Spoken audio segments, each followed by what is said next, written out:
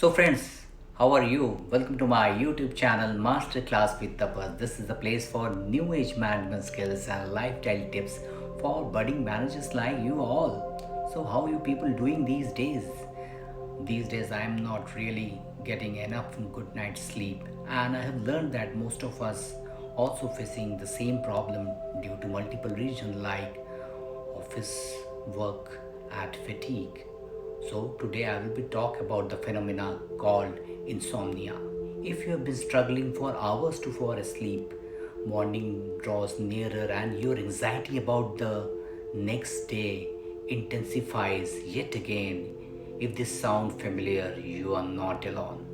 There are a lot many people are facing this kind of a situation during this pandemic. Among the many disruption of 2020, insomnia may rank high on the list. Data on how the pandemic has affected sleep is limited because biomedical research can take years to shake out, and most studies to date have been very limited. But evidence from China and Europe suggested that the prolonged confinement is altering the sleep in adults as well as children. I think COVID have effective sleep and could be considered a kind of a trauma. So don't be afraid to get help and talk to your family members. If stressful and upsetting experience like the death of a loved one or loss of a job, two widespread realities of COVID 19 are known psychological triggers for insomnia. If your insomnia is tried to so much as an event, the quickest way to get help is to call your doctor. One of the most important thing about promoting good night's sleep and avoiding insomnia is to use your bed for anything other than a good night's sleep. The goal is here to separate your sleep space and habit as much as possible from your working space and other habits. Let me share some tips that I have read in the current times, like fixed bedtime. As we are working from home and our day doesn't end at a particular time, and we are all continue to work past our so-called office time. So let's try to have a fixed bedtime. Maybe on weekend we can afford to watch late night Netflix as I do. And if you don't sleep well the night before, but getting in bed before you ready to fall asleep can set off the vicious cycle of wanting to fall asleep and then worrying about that you are not falling asleep. Kill the screen. If you can't identify a psychological trigger for your insomnia, it may be result of something physical. An easy target is your favorite screen, including the television. There is a very clear inverse relationship between the screen time and sleep. Screens are bad for sleep because they emit blue light, which can suppress the body's natural secretion of melatonin, a hormone that regulates sleep wake cycle. For adults who can't resist their phones or other screen at night, adjust your display setting to night shift mode.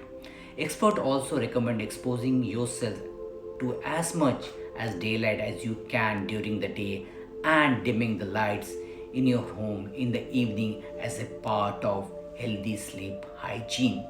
Screens usually come hand in hand with being sedentary, and exercise promotes healthy sleep. I always suggest to get at least 30 minutes of vigorous physical activity every day, though not just before the bedtime. It is pretty clear that going to help the sleep heal or she limit your types of media consumption to, particularly avoiding things on the evening that increase anxiety. This may be hard studies, but most sane advice only look at the coronavirus news once per day, preferably not near the bedtime. Anyway, follow a regular sleep schedule. Go to bed when you are likely to feel sleepy. Then try white noise to muffle outside sound. An example of white noise is a slow volume sound from a non-operating television channel. Put the TV on timer so the rest and the shut off. Avoiding associating your bed with wakefulness. When you are able to sleep, get out of bed. Written in a few minutes, you may be feel more ready to sleep. Then always do moderate aerobic exercise during afternoon every day. Most sleep experts suggest avoiding exercise 2 or 4 hours before you go to bed. Note there is some research indicating that mild evening exercise at night aids sleep too. Use your exercise as a guide to a good night's sleep. Then avoid ingesting coffee, cola, tea, or chocolate or other caffeine containing substances 7 hours before you regular bedtime. And if you smoke, refrain from doing so several hours before going to bed because of demonstrated health risks. It is a good idea to stop smoking permanently. Then avoid alcohol for 3 hours before going to bed. A glass of wine in the evening may cause you a little bit relax, which may make it easier for you to fall asleep. However, as the body breaks down the alcohol, you compromise the quality of your sleep. Am I sounding like a tough master? Maybe. Then, obviously, sleep in a well ventilated room with a room temperature of your choice, be it summer, be it winter. Sleep is associated with a drop in body temperature. So, keep your room very calm and quiet. Relax your body during periods of interrupted sleep. This has some positive values too. For example, squeeze and relax your main muscle group. Imagine a fully cloud moving towards a cross. Then 7 hours of sleep. This is the new gold standard. Wide awake at 2 a.m. Plan to rise between 6 a.m. and 7 a.m. There is some, you can say, the evidence that sleeping late increase the risks of depression. Give yourself something to compete with negative thoughts. Count backward from 1000 by 3. Think of a positive event for each negative thought.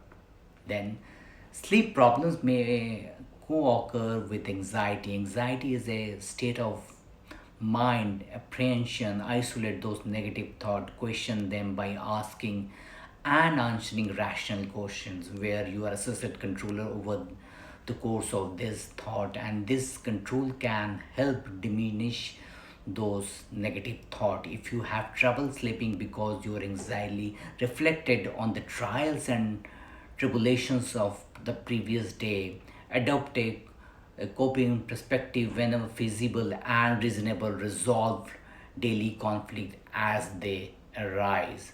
Sleep problem also may reoccur. Insomnia commonly proceed depression serve as a symptoms of depression and may continue to occur after depression left. So, people, I think it is a very good thought that we should have a good night's sleep and improve our sleep pattern to prevent depression or replace it. If you know or suspect you have a medical condition affecting your sleep and haven't addressed the condition, you are help procrastinating, putting off actions to correct or prevent a real or potential health problem is no good. Overcome this procrastination by making a really medical checkup or go to a doctor. If you are having trouble in sleeping, again, I will take some time to think and close my eyes and think what making it is difficult to sleep better. So, what do you think?